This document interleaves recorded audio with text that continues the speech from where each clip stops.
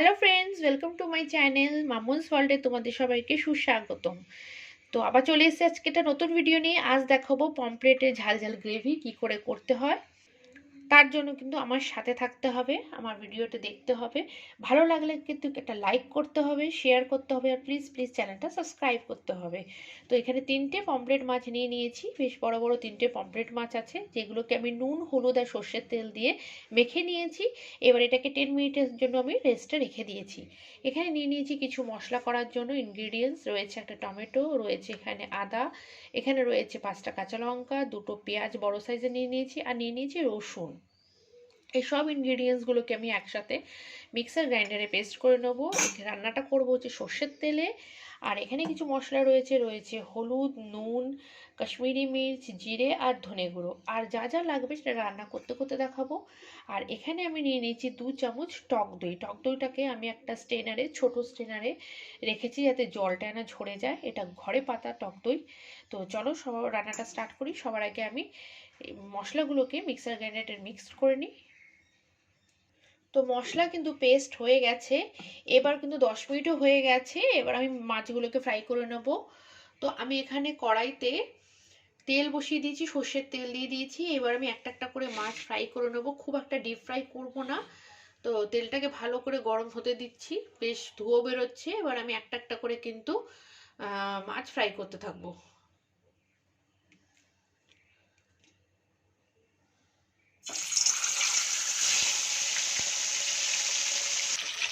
এক পিঠ কিন্তু ভাজা হয়ে গেছে, আরেক পিঠ ভাজা হচ্ছে, এটাও ফ্রাই হয়ে গেছে। এবার আমি এটাকে তুলে নিচ্ছি মাছটাকে।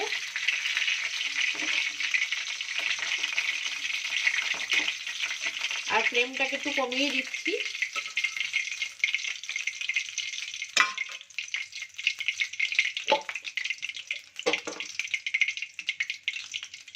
আবার আরেকটা মাছ দিয়ে দিলাম।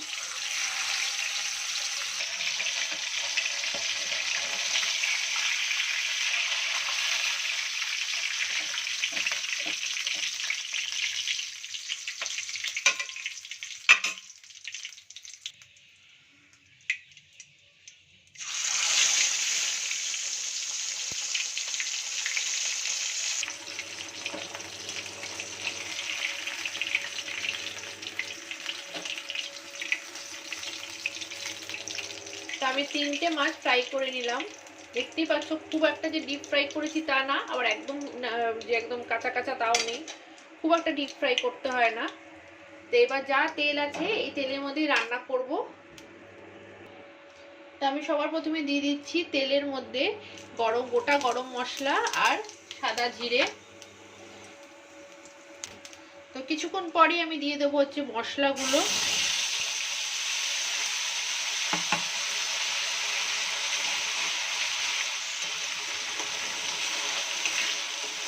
গোটা জিরে আর গোটা গরম মশলাগুলো দিয়ে একটু নাড়িয়ে চাড়িয়ে আমি দিয়ে দিলাম মশলাগুলো।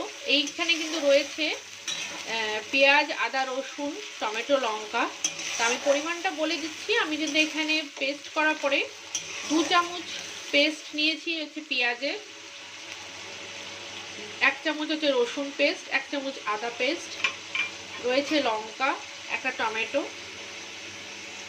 তো আদা রসুন পেস্টটাকে আমি ভালো করে কষিয়ে নেবো। এবার এর সাথে সাথেই দিয়ে দেবো হচ্ছে আমি জিরে গুঁড়ো দিয়ে দিচ্ছি 1 চামচ। দিয়ে দিচ্ছি কাশ্মীরি মির্চ দিয়ে দেবো 1 চামচ। দিয়ে দিচ্ছি হলুদ দিয়ে দিচ্ছি 1/2 চামচ। আর তার সাথে দিয়ে দিচ্ছি হচ্ছে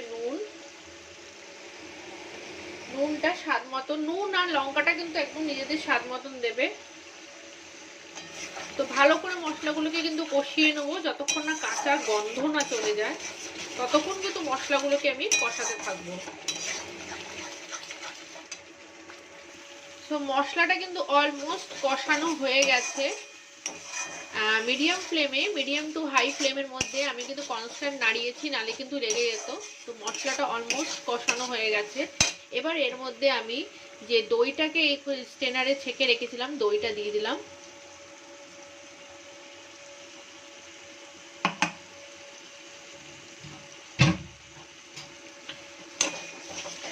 তো এখানে 2 চামচের মতন দই রয়েছে, দইটাকে দিয়ে দিলাম। দিয়ে আমি আবার কিছুক্ষণ আরেকটু কষিয়ে নেবো। ফ্লেমটাকে কিন্তু একদম স্লো করে, মানে লো করে আমি দইটা দিয়েছি। আরও কিছুক্ষণ কষিয়ে নেবো। তো দই দিয়েও কিন্তু বেশ অনেকক্ষণ কষানো হয়ে গেছে। এবার কিন্তু মশলার থেকে তেলও ছাড়ছে, আর একটু সামান্য লেগেও কিন্তু যাচ্ছে। তো ফ্লেমটাকে একদম হাইতে করে কনস্ট্যান্ট নাড়িয়ে আমি মশলাটাকে ভালো করে কষিয়ে নিয়েছি। এবার এর মধ্যে পরিমাণ মতো জল দিয়ে দেবো। খুব একটা মানে ঝোল করব না, গ্রেভি করব, গামাখা গ্রেভিটা হবে, পাতলা ঝোলটা করব না, মানে গ্রেভিটা পাতলা হবে না। তো আমি ওই যেটাতে দই করেছিলাম ওটার মধ্যেই আমি একটু জল দিয়েছি মিক্সার বোলটাতে।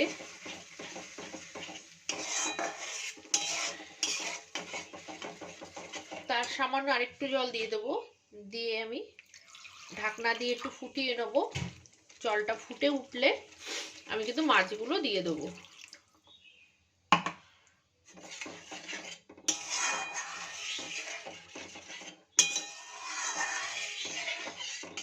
এবার ঢাকাটা দিয়ে আমি জলটা একটু ফুটিয়ে নেব। জলটা ফুটে উঠেছে, এবার আমি মাছগুলো দিয়ে দেবো। আমি এক এক করে মাছগুলো দিয়ে দিচ্ছি।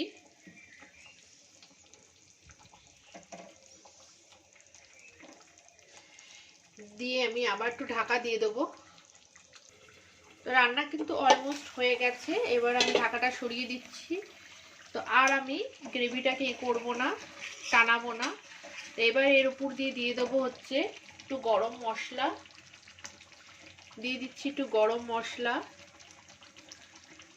নুন ঝাল সব বরাবর হয়েছে। আর দিয়ে দেবো হচ্ছে আমি ধনেপাতা। শীতকাল ধনেপাতা না দিলে ভালো লাগবে না, একদম টেস্ট কিন্তু খুলবে না। তো ধনেপাতা দিয়ে দিলাম উপর দিয়ে। এবার আমি আবার একটু ঢেকে দিয়ে আমি বন্ধ করে দিচ্ছি গ্যাসের ওভেনটা। আর 5 মিনিটস পর আমি নামিয়ে সার্ভ করে দেখাচ্ছি। তো রান্না কিন্তু কমপ্লিটেড, আমি কিন্তু নামিয়ে নিয়েছি। দেখো কালারটা কিন্তু দারুণ এসছে, আর নুন ঝাল একদম বরাবর হয়েছে। তো পমফ্রেটের ঝাল ঝাল গ্রেভি ভিডিওটা ভালো লাগলে প্লিজ লাইক করো, শেয়ার করো, আর প্লিজ চ্যানেলটাকে সাবস্ক্রাইব করে দিও। আর নিত্য নতুন রেসিপি আপলোড করছি, তার জন্য বেল আইকনটা ক্লিক করতে ভুলো না। Please support me. আর আমার সঙ্গে এতক্ষণ থাকার জন্য অনেক অনেক থ্যাংক ইউ সো মাচ।